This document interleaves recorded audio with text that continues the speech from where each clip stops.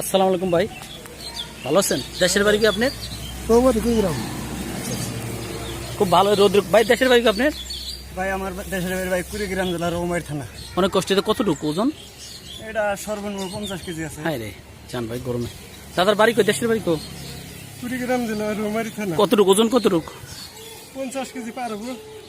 আল্লাহ, অনেক কষ্ট। ঠিক আছে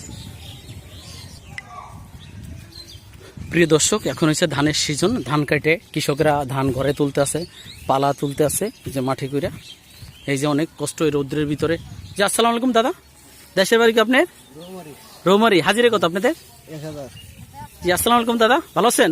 দেশের বাড়ি কি আপনার? দেশের বাড়ি রৌমারী কুড়িগ্রাম। দাদা আপনার দেশের বাড়ি? রৌমারী কুড়িগ্রাম। হ্যাঁ, এই যে সবাই কৃষক বাইরে অনেক রৌদ্রে কষ্ট করতে আছে, ধান নিয়ে যাচ্ছে। এই যে অনেক